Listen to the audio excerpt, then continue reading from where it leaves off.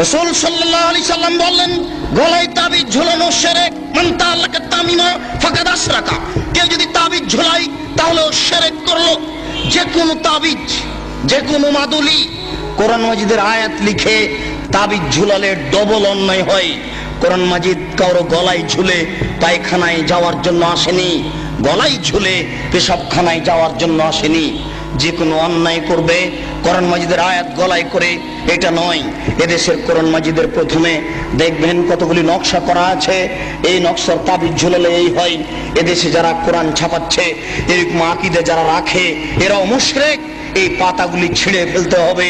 এরকম কোরআন ছাপায় যারা, তাদের বিরুদ্ধে যতদূর শক্তি প্রয়োগ করা সম্ভব তা করার জন্য চেষ্টা করতে হবে। এরা জাতিকে ধ্বংস করছে, আপনাদের ধ্বংস করছে, মুসলমানকে ধ্বংস করছে এক মিথ্যা কৌশলে, শিরক করে শিরক করিয়ে। বায়সাতের পাগড়ি বেঁধে যদি কোরআন মাজিদের আয়াত দিয়ে জুব্বা পরে আল খাল্লা পরে যদি তাবিজ লিখে দেয়, তবুও তা শিরক হবে। সাবধান থাকবেন। রাসূল সাল্লাল্লাহু আলাইহি সাল্লাম বলেন, মান আতা আরফান ফাসালাহু ফাসাদাকা বিমা কালা লাম তুকবাল লাহু সালাতান 40 লাইলা। কেউ যদি কোনো গণকের কাছে যায়, তারপর গণককে কিছু জিজ্ঞাসা করে, আমার টাকা হারিয়ে গেছে দেখেন তো, বা এই জিনিস হয়েছে একটু দেখেন তো, তার বলা কথাকে যদি বিশ্বাস করে, আল্লাহর নবী বলেছেন 40 দিন তার ইবাদত কবুল হবে না, 40 দিন তার সালাত কবুল হবে না। গণকের কাছে যায় যে যারা, তারা মুশরিক। আল্লাহ রাসূল বলছেন, মান আতা আরফান ফাসালাহু। কেউ যদি গণকের কাছে আসে, এরকম লোকের কাছে আসে, ভাগ্য পরীক্ষা করে, তার হারিয়ে যাওয়া জিনিসকে জানতে চায়, তাহলে ও কোরআন মাজিদকে অস্বীকার করলো, মুহাম্মদ সাল্লাল্লাহু আলাইহি সাল্লামকে নাকচ করে দিল, ও যেন নবীকে অস্বীকার করলো, কোরআন মাজিদকে অস্বীকার করলো। মহা পাপী, বড় পাপী যারা এরকম করে, যারা গণকের কাছে যায়, তারা বড় মুশরিক। সাবধান থাকতে হবে। রাসূল সাল্লাল্লাহু আলাইহি সাল্লাম বললেন, মান হালাফা লিগাইরিল্লাহ ফাকাদ আশরাকা। কেউ যদি আল্লাহ ব্যতীত অন্যের নামে কসম খায়, তাহলে শিরক করলো। কেউ যদি আল্লাহ ব্যতীত অন্যের নামে কসম খায়, তাহলে শিরক করলো। কেউ যদি দুই চোখের কসম খায়, তাহলেও সে মুশরিক। কেউ যদি মায়ের কসম খায়, তাহলেও সে মুশরিক।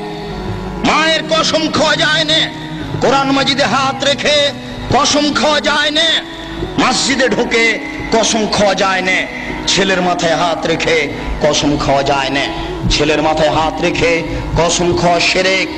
এইভাবে হাত চালিয়ে ভাগ্য পরীক্ষা করা শিরক। টিয়া পাখির মাধ্যমে ভাগ্য পরীক্ষা করা শিরক। হাতের দাগ দেখে ভাগ্যের কথা বলা শিরক। রাত্রে ঘরের আবর্জনা ঝাড়ু দিয়ে বাইরে নিক্ষেপ করা যায় না, এই মন্তব্য শিরক। রাত্রে গাছের ফল পাড়া যায় না, এই ধারণা শিরক। রাত্রে মানুষকে বাকি দোকানের জিনিস বাকি বিক্রয় করা যায় না, দেওয়া যায় না, এই ধারণা শিরক। রাত্রে মানুষকে জিনিস কর্জ দেওয়া যায় না, এই ধারণা শিরক। সকালে সকালে দোকানের জিনিস বাকি বিক্রয় করা যায় না, এই ধারণা করা শিরক। অপবিত্র অবস্থায় ঘর ঝাড়ু দেওয়া যায় না। আপনার স্ত্রী, আপনার বৌমা অপবিত্র অবস্থায় ফরজ গোসল না করে ভাত রান্না করতে পারে না, ঘর ঝাড়ু দিতে পারে না, এইগুলি ধারণা করা শিরক। আপনার স্ত্রী, আপনার বৌমা অপবিত্র অবস্থায় ফরজ গোসল না করে সব কিছু করতে পারে, ঘর ঝাড়ু দিতে পারে, ভাত রান্না করতে পারে, ভাতের পাতিল থেকে ভাত বের করতে পারে, মানুষকে খাবার দিতে পারে, পারে না নামাজ পড়তে, সালাত আদায় করতে, পারে না কোরআন তেলাওয়াত করতে, এ ব্যতীত যা কাজ আছে সবকিছুই করতে পারে। দিনাজপুরের জনৈক হেডমাস্টার আমাকে বলছেন, আব্দুল রাজ্জাক সাহেব, একটা গোপন জিজ্ঞাসা আপনার কাছে করছি, মনে কিছু নিয়েন না। আমরা অপবিত্র অবস্থায় রাত্রে ঘুম থেকে উঠে বা বিছানা থেকে উঠে হাত রুমাল জড়াই। হাতে রুমাল জড়ানোর পরে ওই যে দরজাতে যে খিল আছে, বন্ধ করা আছে খিল, ওটা বুঝেন কি? ওই খিলটা হাতে গামছা জড়ানো অবস্থায় খুলি, কেননা এ হাত যদি কাঠের সাথে লেগে যায় তাহলে কাঠ অভিশাপ করবে। একজন হেডমাস্টারের কি আকীদা! তারপরে বললেন, এই যে বাড়ির বাহির পর্যন্ত, স্যান্ডেল পর্যন্ত চকি থেকে নিয়ে এখানে চটছালা বিছিয়ে রেখেছি, অপবিত্র অবস্থায় যদি পা মাটিতে রেখে দিই তাহলে মাটি অভিশাপ করবে, এই জন্য বিছান থেকে স্যান্ডেল পর্যন্ত চটছালা বিছিয়ে রেখেছি, চটছালার উপর দিয়ে গিয়ে স্যান্ডেল পরবো। একজন মাস্টারের আকীদা এরূপ। এই দেশে এরকম আকীদা চলে। গরুকে লাথি মারা যায় না, এই ধারণা শিরক। ধানের উপর দিয়ে জুতা পায়ে দিয়ে হাঁটা যায় না, এই ধারণা শিরক। হাত থেকে গ্লাস পড়ে গেলে কুটুম্ব আসতে পারে, এই ধারণা শিরক। ঘরের উপরে কাক ডাকছে কেউ আসতে পারে, এই ধারণা শিরক। তুলসীর গাছ উঠিয়ে ফেললে বা তুলসীর গাছ ভেঙে ফেললে বা তাতে লাথি মারলে ক্ষতি হতে পারে, এই ধারণা শিরক। এমন দুনিয়াতে কাজ ও কর্ম আছে যেগুলি করলে এই হতে পারে, এই হতে পারে, এরকম নামে যত মন্তব্য আছে এইগুলি সব শিরকের অন্তর্ভুক্ত। সাবধান থাকুন। রাসূল সাল্লাল্লাহু আলাইহি সাল্লামের ভাষায় বোঝা যাচ্ছে ছবি ও মূর্তি হচ্ছে শিরকের উৎস। আল্লাহ রাসূলের কথাই বোঝা যাচ্ছে ছবি ও মূর্তি হচ্ছে শিরকের উৎস। আলী রাদিয়াল্লাহু তাআলা আনহু বলেন, রাসূল সাল্লাল্লাহু আলাইহি সাল্লাম এক বৈঠকে বললেন, আলী লা তাদু তিনসালান ইল্লা তামাস্তাহু ওয়ালা কাবরান মুসরিফান ইল্লা শাওয়াইতাহু। আলী তুমি ছাড়বে না কোনো উঁচু কবর, সবকে ভেঙে সামান করে দাও। আলী তুমি ছাড়বে না কোনো ছবি মূর্তি, সবকে ভেঙে খান খান করে দাও, চৌচির করে দাও। বাড়িতে যে নেতা নেত্রীর ছবি ঝুলে রেখেছেন, এরকম ছবিকে সম্মান করা শিরক। পিতা মাতার যে ছবি আপনি বাড়িতে ঝুলে রেখেছেন, এরকম ছবিকে সম্মান করা শিরক, ছবিকে মূল্যায়ন করা শিরক। আপনার ছেলে মেয়ের পাসপোর্ট সাইজের ছবি রেখে, আপনার ছেলে মেয়ের লেখাপড়ার জন্য, পরীক্ষা দেওয়ার জন্য পাসপোর্ট সাইজের ছবি রেখে বাড়িতে যত ছবি আছে অ্যালবামের সমস্ত ছবির মুখের উপরে লাথি মেরে সবকে ছিঁড়ে চৌচির করে দিতে হবে, পানিতে আগুনে পুড়িয়ে দিতে হবে, পানিতে ফেলে দিতে হবে। একে মূল্যায়ন করা যাবে না।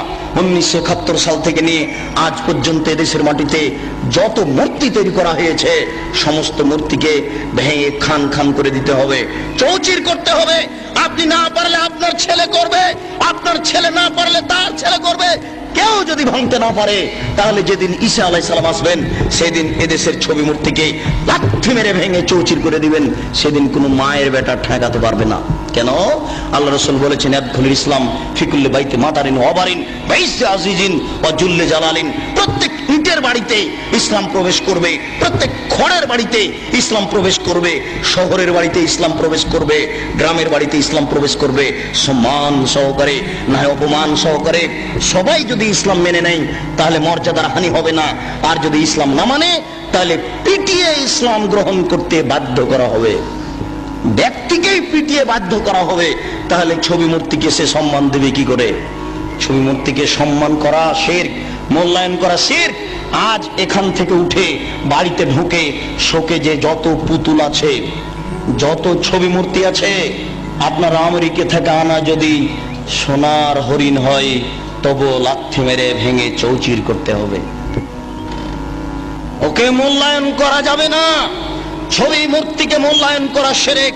জন্মদিবস পালন করা শিরক, মৃত্যু দিবস পালন করা শিরক, 16 ডিসেম্বর পালন করা শিরক, 21শে ফেব্রুয়ারি পালন করা শিরক, 26শে মার্চ পালন করা শিরক, পহেলা বৈশাখ পালন করা শিরক, কবরে ফুল চড়ানো শিরক, শহীদ মিনারে ফুল চড়ানো শিরক। 21শে ফেব্রুয়ারি যদি সারা বাংলাদেশের নারী পুরুষ পায়ের জুতা খুলে হাতে ফুল নিয়ে বরকতের কবরে দেয়, শহীদ মিনারে দেয়, তাহলে কি তারা বরকতের 1 পয়সা উপকার করতে পারবে? পারবে না। এই জন্য এরকম জাতিকে আমরা শিক্ষিত জাতি বলি না, এরকম হেডমাস্টারকে আমরা শিক্ষিত বলি না। এরকম জাতির, এরকম হেডমাস্টারের নিপাত হোক, এটাই আমরা চাই। যার দ্বারা জাতি উপকৃত হতে পারে না, যে শিক্ষিত সমাজের দ্বারা জাতি কবরে যায়, জাতির পরকাল হারায়, ওরকম শিক্ষিত সমাজ আমরা চাই না। আমরা চাই শিরক বিদআত মুক্ত সমাজ। যে শিরক বিদআত মুক্ত সমাজে আল্লাহকে সন্তুষ্ট করতে পারবো। অনেক সময় পাপ করলেও আল্লাহ ওরকম অসন্তুষ্ট হন না। শিরক করলে,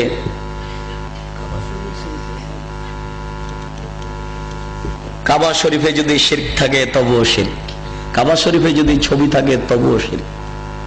পৃথিবীর যেখানেই ছবি থাক না কেন অবশ্যই তা শিরক। যেখানেই থাক না কেন, কাবা শরীফের ছবি মূর্তি ছিল, অনেক মূর্তি ছিল সেখানে। হবল নামে একটা মূর্তি ছিল কাবা শরীফের ঘরের পাশে, হবল, সেটাই বেশি মূল্যায়ন কর। সেই হবল মূর্তির পাশে ছিল একটা পাতিল, সেই পাতিলে ছিল 3টা খড়ি, অর্ধ হাত হোক আর 1 হাত হোক 3টে খড়ি ছিল। একটা খড়ির গায়ে লেখা ছিল ইফাল, করো, আর একটা খড়ির গায়ে লেখা ছিল লাতাফাল, করো না, আর একটা খড়ির গায়ে লেখা ছিল মোহমাল, কিছুই না। তারা ছেলে মেয়ের বিবাহ দিলে বা কোনো সফর করতে চাইলে বা কোনো পদক্ষেপ কাজের গ্রহণ করতে চাইলে ওই পাতিলের ভিতরে হাত ঢুকিয়ে খড়ি বের করত। যদি ওই খড়ি বের হয়েছে যাতে লেখা আছে ইফাল করো, তার মানে হবল মূর্তি বলে দিল এ আল্লাহ নকল আল্লাহ নাউজুবিল্লাহ বলে দিল যে তোমরা কাজ করো, আল্লাহ বলে দিল করতে, এখন তারা করবে নাউজুবিল্লাহ। যদি ওই খড়ি বের হয় যাতে লেখা আছে লা তাফাল করো না, এখন ওদের নকল আল্লাহ বলে দিল যে এই কাজ করতে হবে না, মেয়ের বিবাহ দিতে হবে না, তাই তারা করবে না। তারা যুদ্ধের মাঠে জয়ী হলে বলতো উল হবাল, উল হবাল, এ হবাল তুমি সম্মানী, তুমি জয়ী, তোমাকে আমরা মূল্যায়ন করি।